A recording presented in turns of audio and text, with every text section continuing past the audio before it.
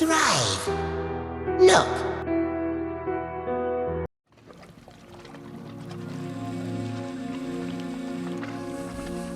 Let's look at how we can begin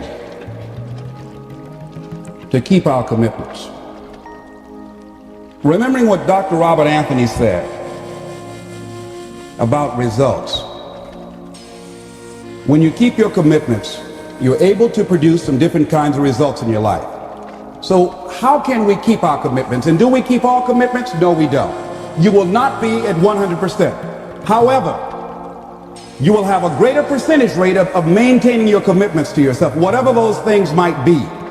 If it's going into business, if it's changing a habit that you know that works against you, if it's overcoming self-destructive behavior, if it's retraining your thinking, if it's reinventing yourself, if it's trying to begin to design your relationship differently, all of us have a possibility by focusing and really harnessing our attention and concentrating on it. We really have available to us the power to honor our commitments in those particular areas. So number one, make it priority.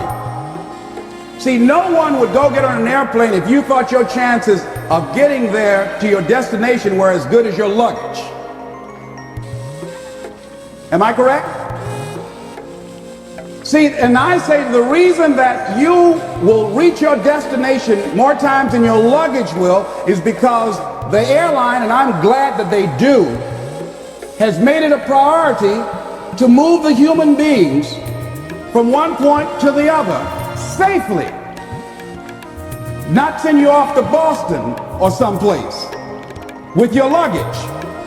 So I'm not really upset when my luggage doesn't show up. I'm glad they delivered me, because they've made me a priority. See, they have made delivering you to your destination important. So if you want to honor your commitment, whatever you decide that you're going to do, make sure you make it important. Make sure it is priority. Keep it before you. The other thing is, whatever that you want to do, whatever you want to begin to create and beginning to manifest your greatness and strengthening your level of commitment, and it's really exercising your will. Find something that you want to do on your goal, one action step, but make sure it stretches you, that it challenges you, but it's doable, that you can do it. This year I decided that I was going to exercise. So I started out doing just 10 setups and 10 push-ups. I know I can do that and not get upset about it. I can do that without thinking. So I started out small. Now I'm up to 50, but if I try to do 50 starting out, I wouldn't still be doing it. So I started doing it in manageable segments. Do that, and that strengthens your will. So my commitment now is strengthened and fortified by the activity of actually doing it. So now I can expand and build from there. When I decided to begin to manage my money differently, and I started saving 5% of my money, then I increased it to 10%. Then to 15%. So now I have disciplined myself to live off 75% of my income. I took discipline to do that, but I started watching how I was spending my money. I started keeping a log and following myself. So you want to begin to find something that is manageable, that you know that you can do. The next thing, in beginning to keep your commitments to yourself, have some friends that will hold you accountable, that won't let you off the hook, that won't tolerate anything less than the best from you. People that will support you in this new way of being, in this new state of consciousness. The other thing is important is have a contingency plan. See, many times when you make a commitment to do something, there are some other variables that will happen that you can't control or you perhaps did not think about.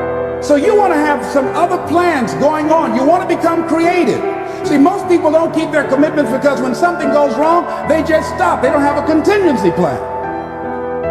So they don't know what to do next. Start being creative. If you challenge yourself, many times we say, I don't know what to do. And I always ask myself, but if you did know what to do, Les, what will it be? That activates another part of my mind. I start thinking about the possibilities and just experimenting. But many of us just stop dead in our tracks. I don't know what to do. You do know what to do. You've got genius in you. Challenge yourself, push yourself, make yourself come up with something. Use your imagination. And what you will find is that you know more than you realize that you know. That you're more creative and more resourceful than you realize that you are. And as you do that, the more you do it, the easier it will become. At first, it's going to be a struggle. And after you get into a certain level of consciousness, you will ask yourself, how is it that I didn't see this before? At the level that I'm managing my business now, they say consciousness is what we are. I literally look at myself and say, how is it that I didn't do this before? Why is it that I couldn't see this before? And the reason that I didn't see it before, because I didn't challenge myself. I didn't put myself out here. See, the reason that most of us go through life never discovering our true greatness, literally walking, breathing corpses, the uncommitted life isn't worth living. Why? Because it doesn't produce anything. See, you only make things happen. Your life only counts. You only make a difference when you are committed. When you make a commitment with your life. That's the people that make a commitment with their lives. The people that make a commitment to their customers. The people that make a commitment to their families, to their relationships, are the people that make the greatest impact in life. What is commitment? Commitment is the salesman who says, look here, I'm going to make $1,000 today and I'm not going home. You can turn the lights out. The janitors could be here running the vacuum cleaner. I'm not leaving here till I do it. I used to be a door-to-door salesman. I had X number of TVs. I had a minimum amount that I knew I had to sell every day in order to provide for my mother, who was ill at the time, who had lost her job at the M&M cafeteria because of arthritis. And I said, I'm going to go door to door, and sometimes I would not come home until 1 o'clock at night, knocking on people's door, people closing. What do you want? Would you like to buy a nice working month's television set, no money down? No! What about an Emerson TV? No! Thank you very much. Do you know anybody else that would be interested? No! Thank you very kindly. Knock on another. Hello? Would you like to buy a nice working television set, no money down? No! Get away from our door. Thank you very kindly. Do you know anybody else would be? Yeah, my cousin, he lives 2 doors down. Thank you very kindly. I tell him you sent me. When I hear your cousin told me that you wanted to buy a television set, told me to come here and talk to you, we got a special discount for you. Yes, come in, I'm interested.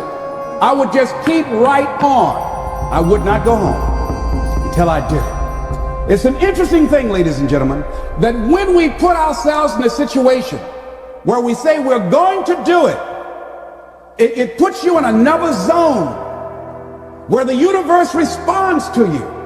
When you have that kind of consciousness, see, the universe responds to the man or woman that refuses to be denied, because that is your commitment. That business that you want, that book you want to write, that dream that you have of controlling your destiny, that is yours. That power to create that and to manifest that, that is yours. That's available to you. But you've got to be willing to stand there and face disappointment, not have support, be lonely, doubt yourself sometimes, be rejected again and again and again, become bankrupt if necessary, again and again and again, and refuse to turn around until life gives it up.